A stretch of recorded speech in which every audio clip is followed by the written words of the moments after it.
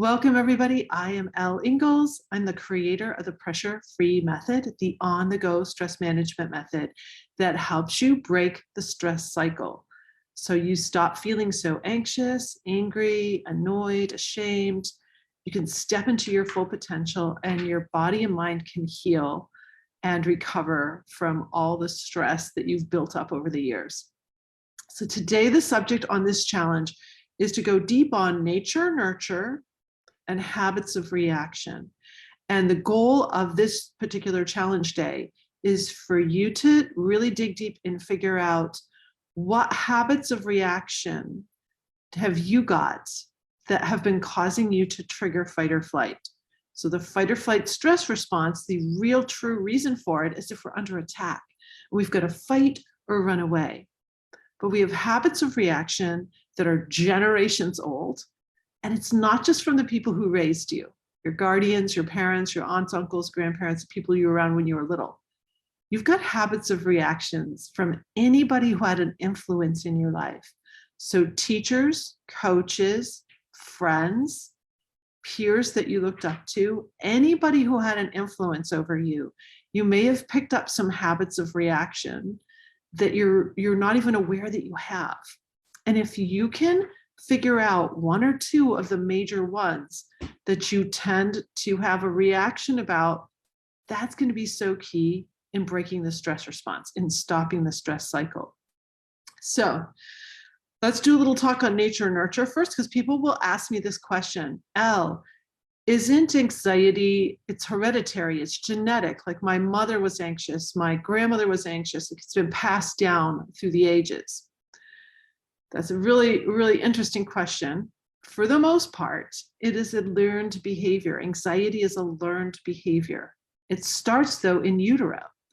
I remember learning this from Dr. Gay Hendricks, how when you're inside your mom, you made a 6-second cycle with your spine, opening and closing to bring fluid into the lungs and then express it to start to develop the lungs.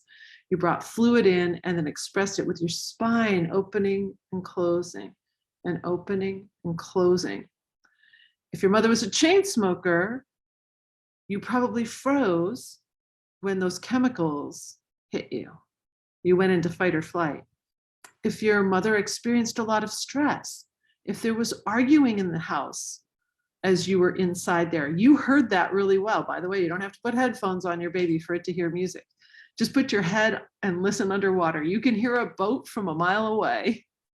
So water conducts sound. You don't have to worry about baby hearing. It hears everything. So if there was a lot of yelling or arguing, you probably froze. And then when you felt it was safe again, your body just automatically did this. The fight or flight stress response is so built into us to protect us from a true attack, even when we're in there. Then you come out into the world and you're imitating everybody around you. Again, people who hold a lot of influence over you, you probably imitated more. So you've got all these little habits of reaction built in. And in order to really live a pressure-free life, you're going to have to start to acknowledge some of them. And sometimes it can be a little hard. So I grew up in a really frugal household. My parents grew up during the Depression and they grew up on farms. And we lived in the city, but we kind of lived like we were in the country because they had a big garden but things like faucets, never had a leaky faucet. That's money going down the drain. Never waste water. Don't waste. We didn't waste. And so that's a real value for me. So if I hear like drip, drip of a faucet, that's a huge trigger. It's a habit of reaction I have because I saw my parents have a habit of reaction about wasting water. That's an issue. So that's just an example of figuring out, okay, why do I have a reaction to a certain thing? If you can acknowledge that you have the reaction, you don't have to go too deep into the why, by the way. If you can acknowledge that you have a reaction to a sound or a smell or the way a person talks to you, any of those little habits that all of a sudden your body tightens up. Your body, by the way, can teach you. If you're a nail biter and you're coming here for comfort, okay? So if you bring your hand up to start to bite your nails, pause for a moment, say, oh, Habit of reaction. What am I reacting to? It's kind of like being that observer and you're watching yourself to figure out, okay, what's really happening? I had no idea that so many sounds and smells are triggers for me. So if you're highly sensory, you could have a lot of little tiny habits of reaction that kind of bugs you. Like right now, the UPS guy's backing up and I can hear that out my window. So distractions, you get pulled away because you hear really well or you smell really well. So anything burning, if I smell a burning smell, that's definitely a trigger for me. I have a habit there. Turns out that's because a blanket caught on fire when I was by a campfire once, and I was in the blanket. Okay, so all these little things can be sleuthed out if you just give yourself some patience and some time to think about it. A lot of times we will want to blame people for our stress. We go into blaming behavior, especially if you had a parent who did a lot of arguing or a lot of yelling or was depressed or anxious. You think, well, I grew up with a depressed parent and now I'm depressed.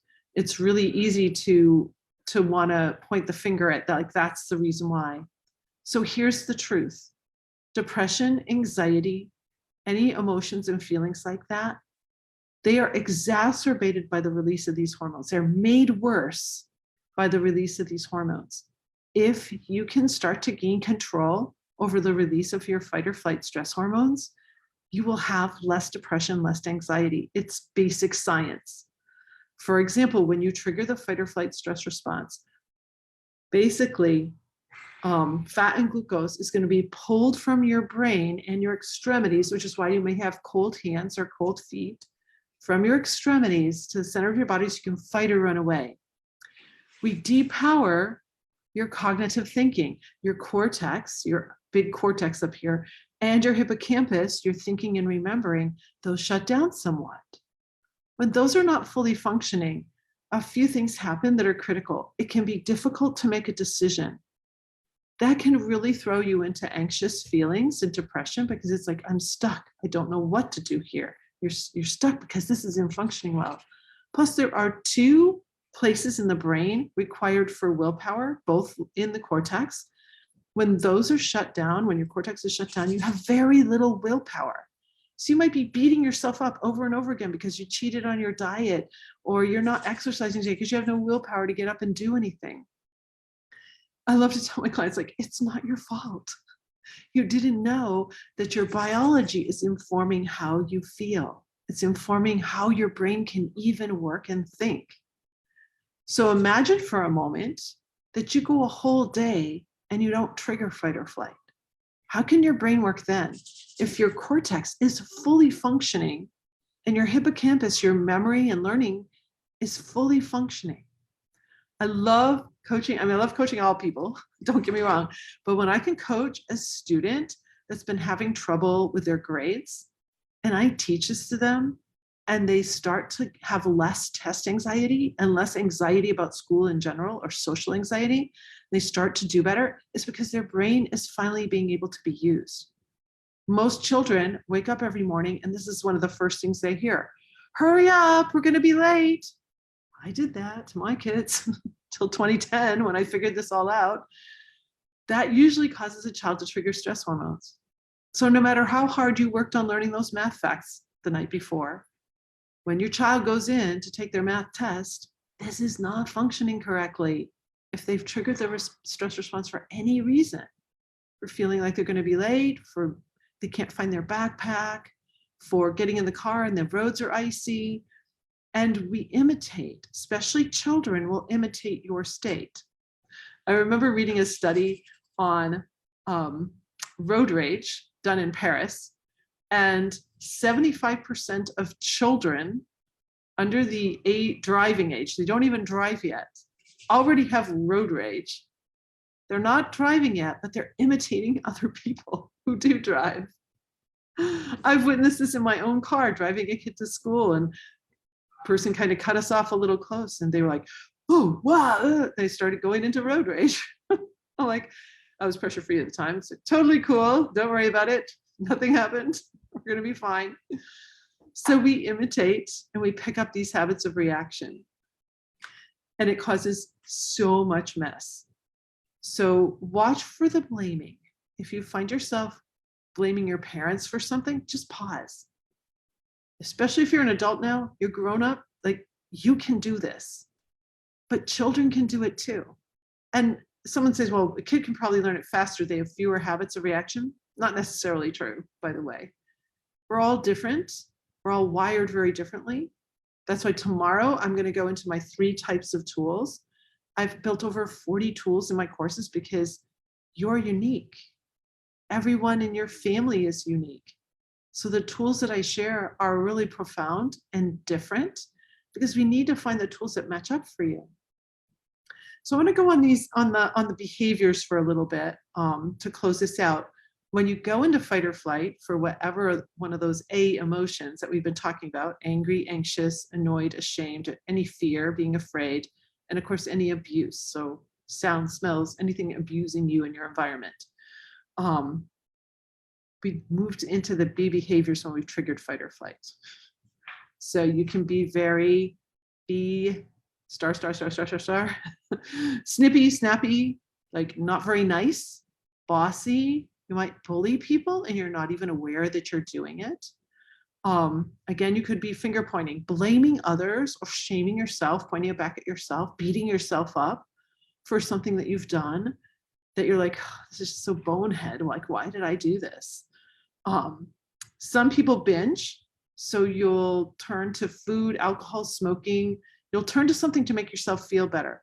If every single night you're turning to something to feel better, that's an issue. That's something that it's really important you get a handle on because it usually doesn't get better. It usually gets worse.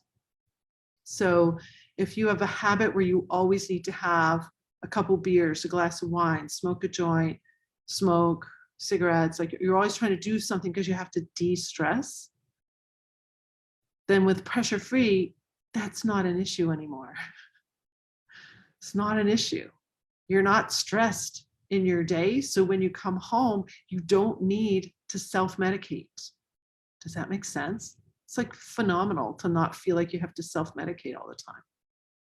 So then you could have something because you enjoy it, but you're not doing it because you're stressed. It's a very different bodily situation too when that's going down. So binging, some people will say to me, you know what, I feel so broken. I've had people say to me, Elle, I feel like my brain is broken.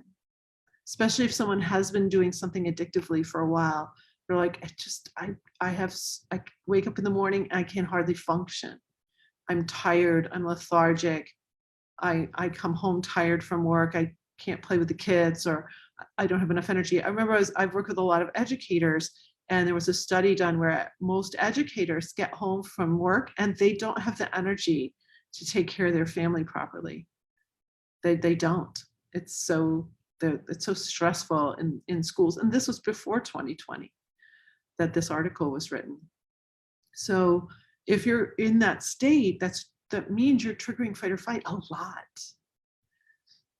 So watch for the broken feelings because and this time of year can be tough for a lot of people. It's a joyous and beautiful time of year, but also if you're alone, it can feel really isolating.